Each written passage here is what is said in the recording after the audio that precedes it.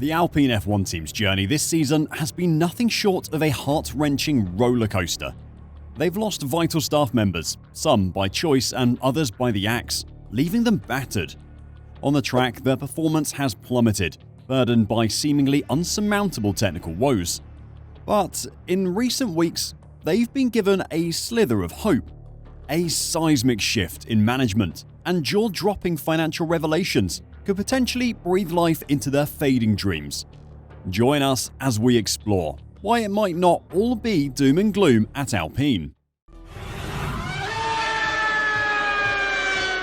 Alpine's season did not start well.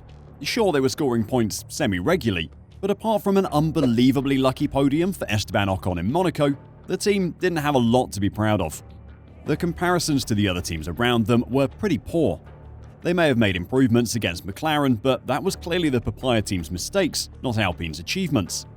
Then there was Aston Martin, a team that Alpine had been comfortably ahead of in 2022. They started amazingly well and made plenty of people question why Alpine couldn't have done the same. They weren't any closer to the front of the grid, and the chasing teams behind them had definitely closed the gap. As the season progressed, things got worse. A double DNF in the British Grand Prix helped the resurgent McLaren leapfrog them for 5th in the Constructors' Championship. It was clear that Alpine were losing the battle in the midfield, and the upgrades they were bringing were not making enough of a difference to fight back. Things weren't easy off track either, with the Enstone-based squad having been on the receiving end of criticisms from CEO Laurent Rossi at the Miami Grand Prix over what he felt had been unacceptable and amateurish performances. A huge part of the team's problem was its power deficit. The engine just isn't up to the same standards as the rest of the grid, and with the development frozen until the new technical regulations in 2026, that is a pretty terminal problem.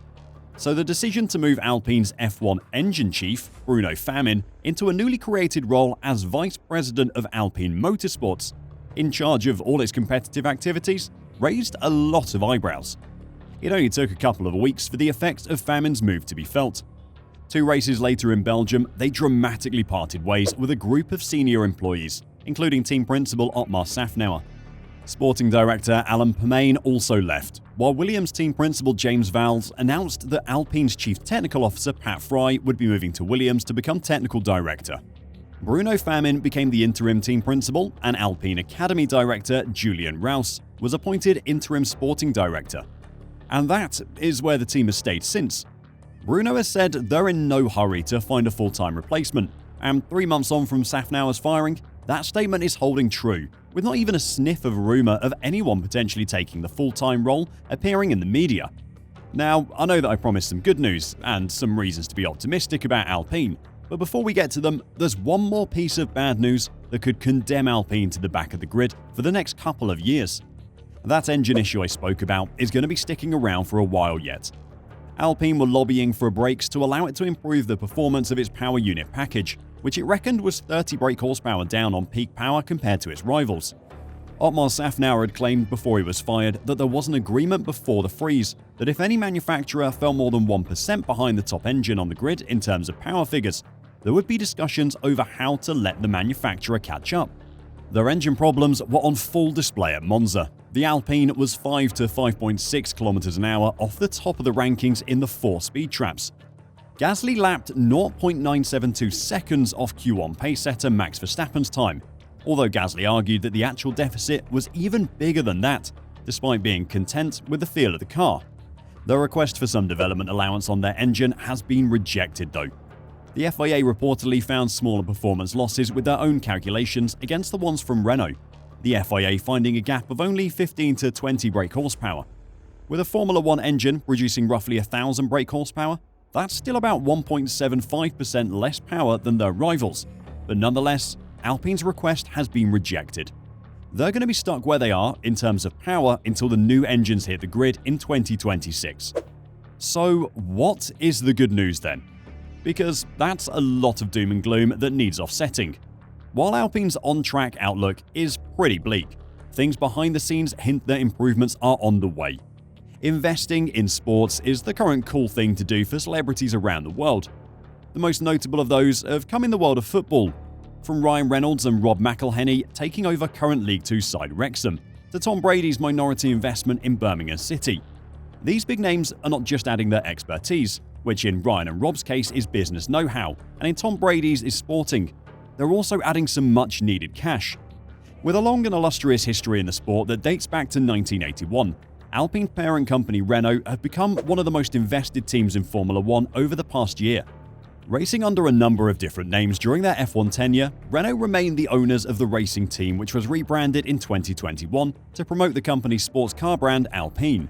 Little is definitively known about who owns the Alpine F1 racing team on the whole, but what is known is that back in June of 2023, 24% of the team's shares were sold for $211 million to an investment group including Otro Capital, Redbird Capital Partners, and Maximum Effort Investments.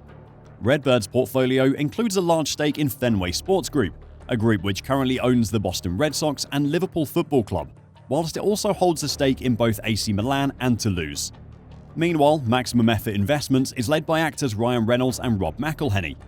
At the time of that early round of investment, Renault said that its Alpine F1 team would benefit from the investors group's collective expertise and track record in the sports industry, including media, sponsorship, ticketing, hospitality, commercial rights management, licensing, and merchandising strategies to unlock incremental value creation and new growth levers. The list of famous sports stars with investments in the team is frankly shocking.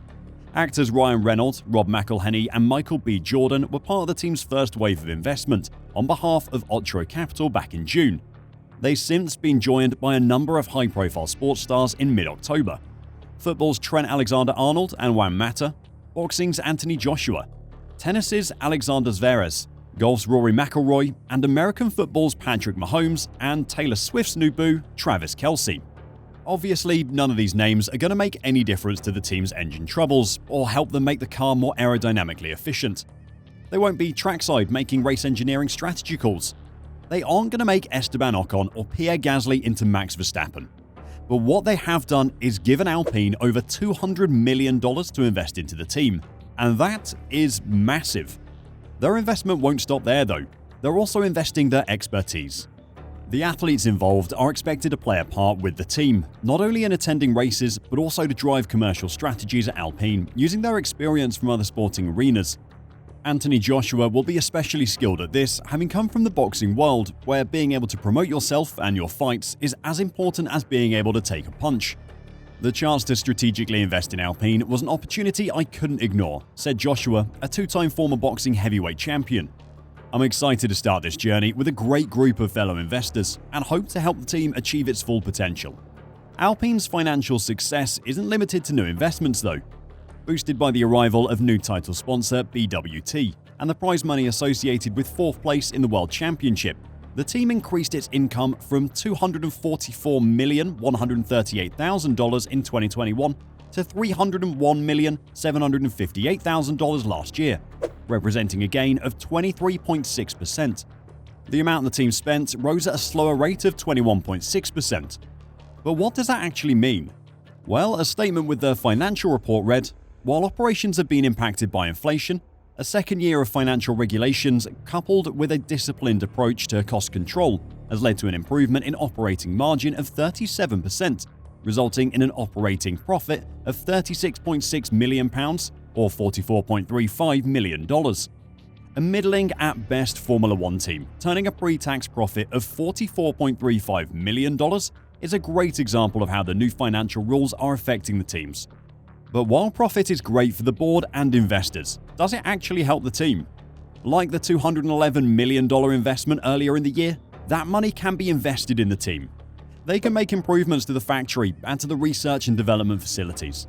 They can spend more on staff, as long as they remain within the budget cap. Alpine are in a financial situation where they can make tangible improvements, and while we might not see an instant impact on track, the future is looking bright for the French team. Are you surprised at some of those names that want to invest in Alpine? And do you think it'll make any difference to them in the long run? Let me know your thoughts in the comments down below, and if you could give us a like, it would be massively appreciated. Until next time, drive safe and bye for now.